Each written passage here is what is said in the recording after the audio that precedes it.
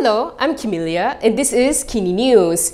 A cabinet member has urged the public and political parties to stop playing up speculation that the government is inviting PAS to join the federal government. There is no need to include PAS in the coalition government as not many can accept the Islamist party. This is according to the Progressive Democratic Party President Tiong King Sing. Tiong, who is also the Tourism, Arts and Culture Minister, pointed out that non-Muslims would particularly reject the party for its views.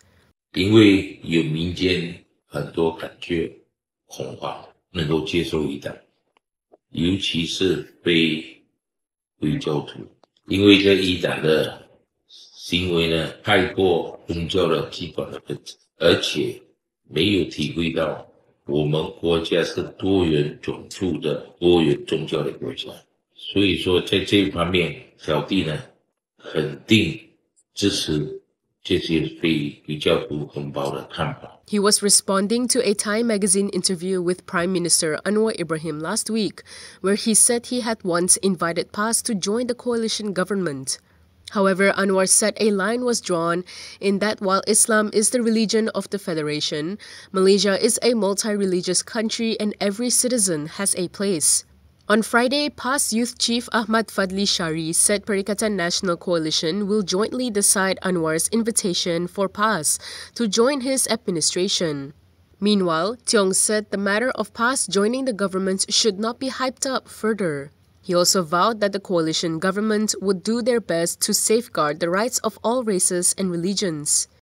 Meanwhile, PAS claimed that the party did not receive any formal invitation to join the government.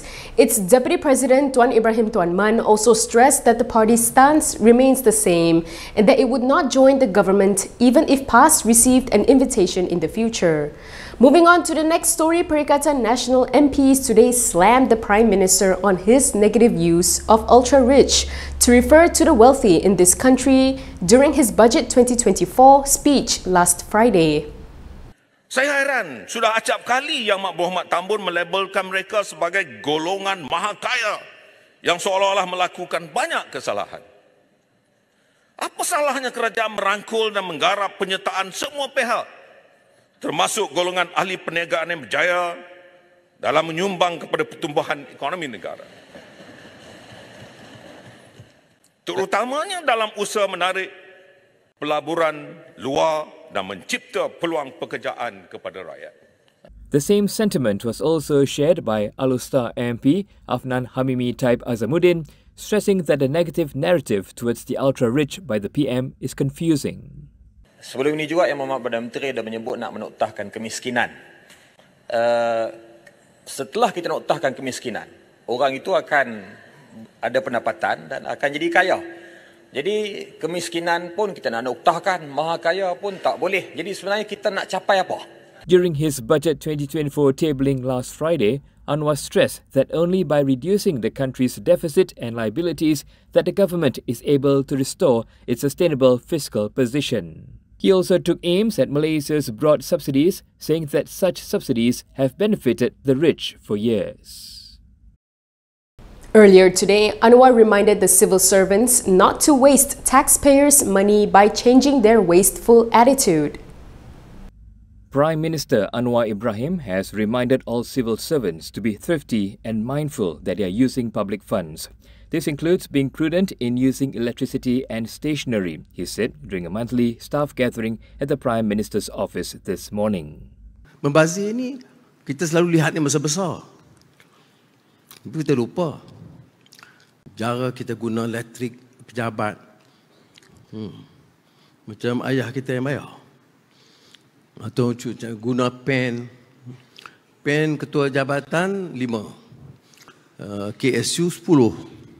KSN 12, Menteri 15, Perdana Menteri 20. He also asked for the Department of Islamic Development Malaysia, JAKIM, to assist with instilling a culture of being prudent among Muslim civil servants.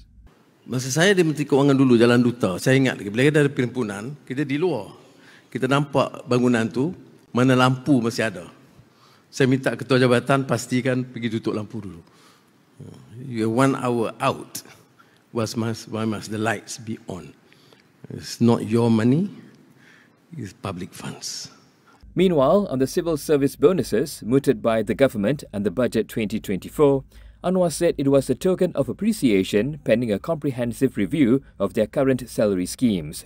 He added it was unrealistic for the government to expect high performance and productivity from civil servants without increasing their pay to be commensurate with the work. Dewan Rakyat Speaker has ordered all MPs to stop the live streaming of their own speeches starting today, as they should prioritize discussing and resolving the Rakyat's problems. MPs are no longer allowed to live stream their debates using their own electronic devices, as announced by Dewan Rakyat Speaker Johari Abdul this morning. He explained that this was because MPs tended to direct their speeches towards their devices instead of the chair, which contravenes the Standing Order 35(1). Untuk memastikan berhormat mematuhi Peraturan Mesyuarat 351, saya dengan ini menetapkan bahawa ahli-ahli yang berhormat tidak lagi dibenarkan untuk memasang sebarang peranti bagi membuat live streaming dalam Dewan Rakyat. Untuk makluman, ucapan berhormat boleh dituntun melalui siaran langsung sidang Dewan Rakyat di YouTube rasmi Parlimen Malaysia, RTM dan media massa yang lain. However, Beluran MP Ronald Kiandi requested that Johari reconsider this new rule, citing that people prefer to watch videos on their phones instead of reading the newspaper. He said that the Parliament should move forward with technological advancements and that the Standing Order should not be the reason to restrict such use. Johari responded that such facilities are already provided in Dewan Rakyat. The moment you speak to your audience, your concentration is no more in the Dewan. Saya duduk atas, saya nampak. Dia akan adjust setengah jam, dia adjust macam tu. The moment dia speak, dia akan cakap tu. Jadi dia tidak berterus berbincang masalah rakyat dalam Dewan, tapi dia communicate dengan audience dia. This is bad. This is very bad. He further added that any grievances with the new rule can be written in to be discussed by the committee. Pay first, talk later. Federal court today ruled that Najib Razak and his son Nazifuddin need to settle 1.69 billion ringgit and 37.6 million ringgit in tax arrears to the Inland Revenue Board, LHDN. The federal court denied an appeal by former Prime Minister Najib Razak and his son Nazifuddin to quash the summary tax judgments against the duo. The top court made a ruling after dismissing the father and son's appeal to quash the High Court's decision on grounds that the appeal has no merit. This means that Najib and Nazifuddin need to settle 1.69 billion ringgit and 37.6 million ringgit in unpaid taxes and penalties respectively. The duo's appeal hinged on their contention that Section 106(3) of the Income Tax Act 1967 is invalid for contravening Article 121 of the Federal Constitution.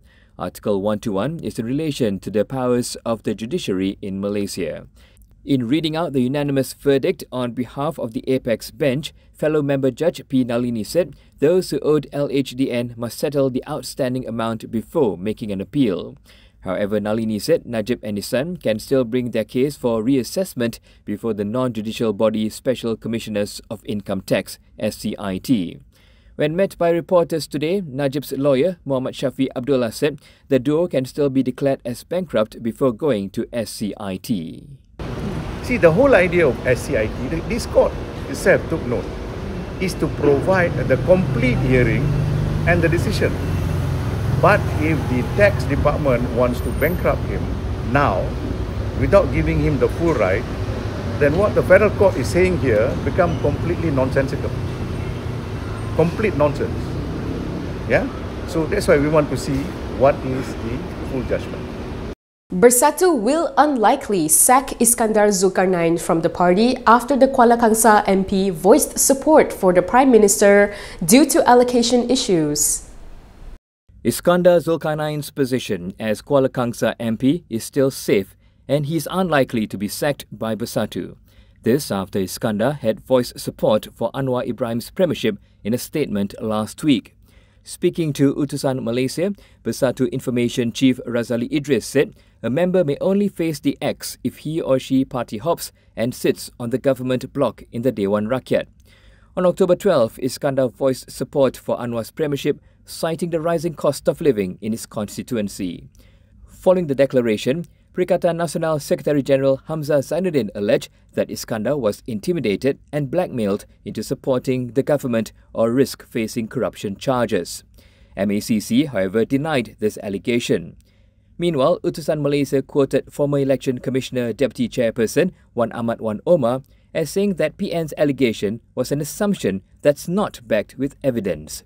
According to him, an MP has the right to support anyone even though their stance contrasts with that of their party. Bersatu Youth Chief Wan Ahmad Faizal Wan Ahmad Kamal echoed Wan Ahmad's opinion, citing the lack of clause in Bersatu's constitution on the matter.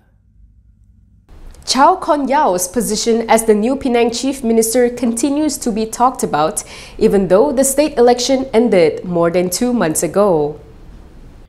There is no plan to replace Penang Chief Minister Chow Kon Yeow, says DAP Secretary-General Anthony Loke. Speaking to reporters in Kuala Lumpur this morning, Loke stressed there was no issue with regards to Chow's replacement to begin with. Prior to the state election campaign in July, speculation was rife that there were internal efforts to replace Chow as DAP's candidate for Chief Minister. During an event in Georgetown last Saturday, Chow called for an end to an alleged movement to topple him.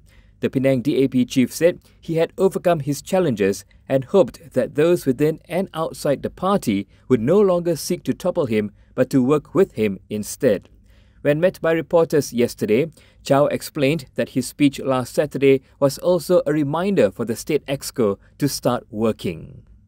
Apa yang saya ucap sebenarnya secara kebetulan sesuai dengan tema event itu sebagai satu ingatan bahawa parti sudah buat semua keputusan ini.